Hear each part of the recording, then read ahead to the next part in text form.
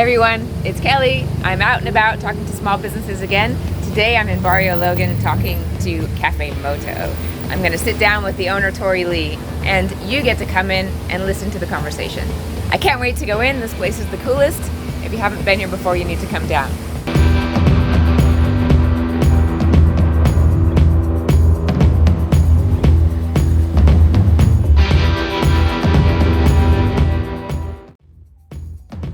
Well, I come here pretty much every day. I think it's not only one of the best coffees in town, but the way that baristas treat the clients, it's the best. You know, they know what you want before you actually come in. Regulars like me, I'm standing in line and they already know my drink and they have it ready. The vibe is great. I think it's a mix of cultures. I think this is why I like coming here.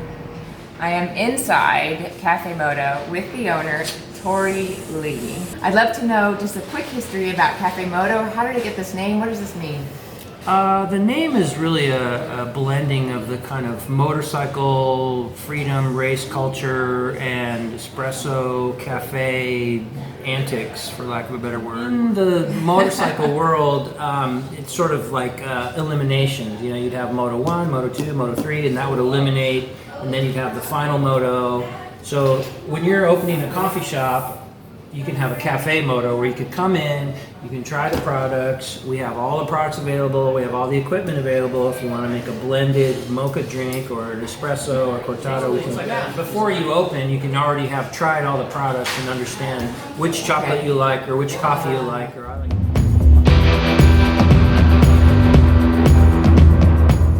We're very fortunate. We have a very, recognizable color scheme, the logo, and people, oh, I see your logo everywhere, and I get that a lot. The logo was originally formatted, I mean, we combined the kind of vapor of the espresso machine and the power and the punch you can get from an espresso with the kind of freedom and the, outdoor road racing culture of motorcycles. And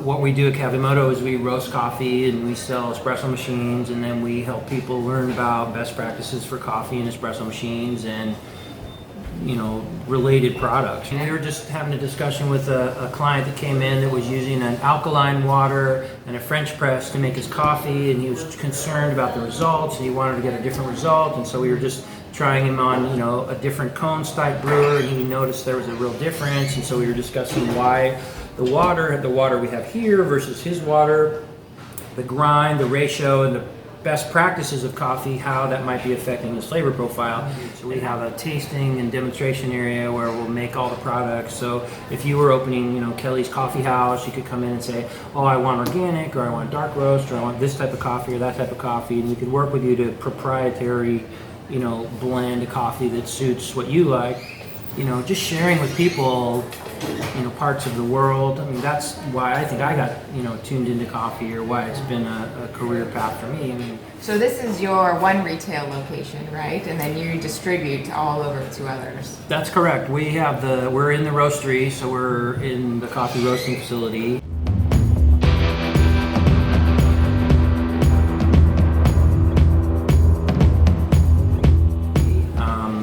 In front of the coffee roaster, there's a coffee bar, and then the store over there where we basically have, it's really a glorified warehouse where we distribute coffee. So the philosophy is if you order today, you get it tomorrow.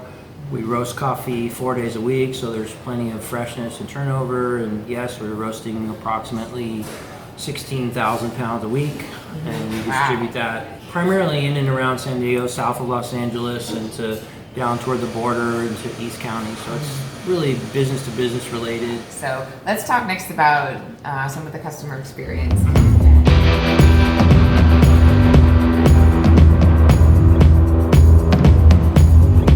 It mostly comes with the initial contact and eye contact and greeting and just paying attention.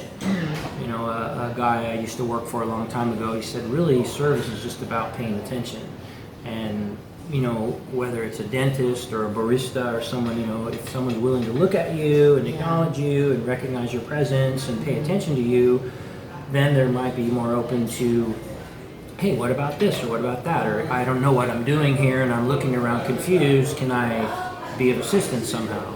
Yeah, people buy from people, you know. I mean, I could buy something from someone once, but if the experience wasn't, you know, all that, I may not go back. I guess the vibe is, you know, we want to make it approachable, interesting. When you come into this space, you see motorcycles, you see soap boxes, you see this real nostalgic kind of environment. You know, it's fairly industrial. I use a lot of recycled materials and what I believe to be sustainable materials when we were building the cafe. And really all we have around us and some of these things are just bits and pieces of, you know, things that are going on. So tell me about the soapbox event, because I see soapbox cars all over the place here.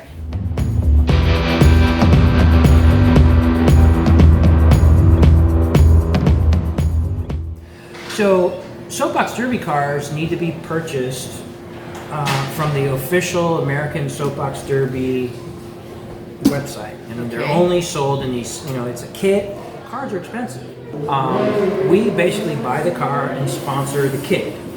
So now a kid that maybe doesn't have a couple $100s to buy one of these cars is able to race locally in the Soapbox Derby.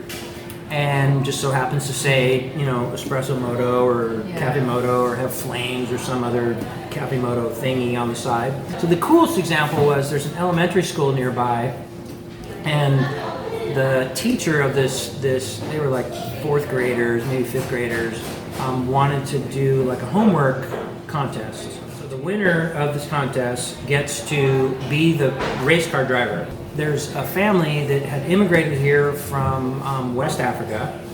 They've only been here a couple years. Well, that kid, Aleki, wins the math contest. He wins the race, the local race, which qualifies him to then go to Ohio.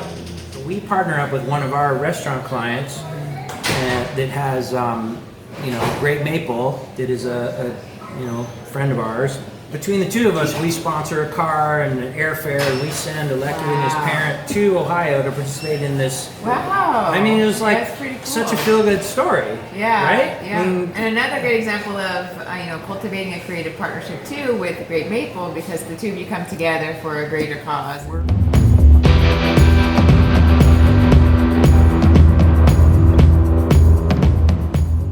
A lot of our clients we've had, you know, business relationships with for many years, where we try to provide resources to support them if they wanted to do a promotion or they wanted some extra, you know, coffee thermoses because they're doing a fundraiser for the firefighters or a cookie sale or whatever it is. We'll loan them some equipment and we try to use some of our greater resources to help each one of them do their own promotions.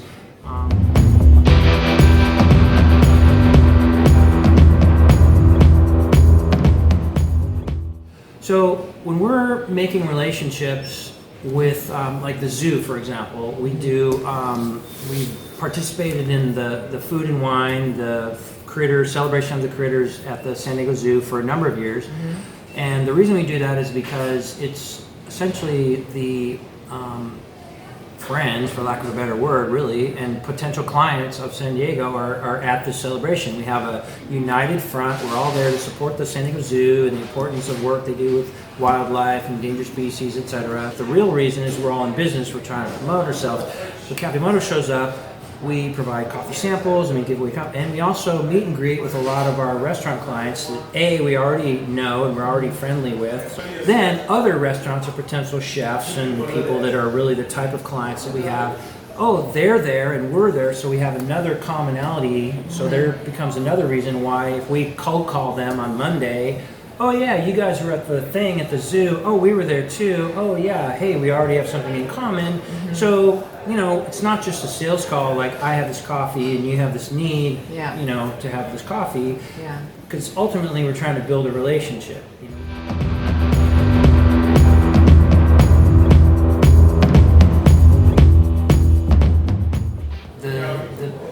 The motivation started when, I mean, my wife Kim and I own this business. We bought this company and we roast coffee and that's our main business and our livelihood and all that kind of stuff. When we had children, like, there was a shift. It was like, what's for them? What are we doing for the kids and how are we bettering the world? If we buy coffee from somebody and it comes from a women's cooperative in Guatemala or Nicaragua, well, then that allows them to have access to market, potentially, have a place to sell their product. There's no point in growing it if you can't sell it. Yeah. Gives them a premium, then they can reinvest that money in, food securities or community involvement or education or school books or children's needs or health clinic or water, things like that. That are really making a difference in their lives. Making a difference in their life. Okay, so we can take this commoditized product of coffee, buy it from a women's cooperative, and sell it as a women's cooperative.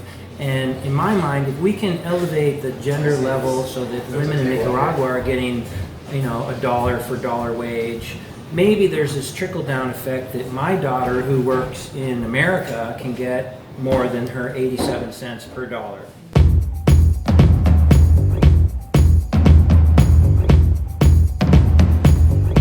Well, thank you. I'm going my to keep pleasure. enjoying my delicious cup of coffee Yes. here that I've had Enjoy. and nursing for a while, and take another look and tour around Café Moto. So this is intern Evan? Yeah. Special needs coffee cart? Yeah. And essentially the kids take around the coffee and sell it to teachers and administration on campus. Do they make the coffee? They do make the coffee as well. We have it pre-ground, but then we teach them how to put it in the filter, put it in the coffee maker, and then brew it into the air pot. Nice. And then we take those air pots around on the cart to the teachers and administration and sell it, and that way they can learn how to interact with people, how to count money, do that sort of thing, but also raise that money for the program. Nice. And then use it to then put it back into the program if they want to go on an interactive field trip, if they want. Then they decide what to do with the profits? Then they can use that money to get a new laundry machine so they can wash clothes, stuff like that to just benefit the program altogether. Wow, great. What gave you the idea to start that? So I worked originally as a peer tutor, which is a class, an elective on campus in the special needs classroom my sophomore year. And then I worked there again my junior year because I loved it so much. And then as I was deciding what project would be for my Eagle project, I just knew that I wanted to help those kids. So That's great. That's a powerful story. thank you. Congratulations.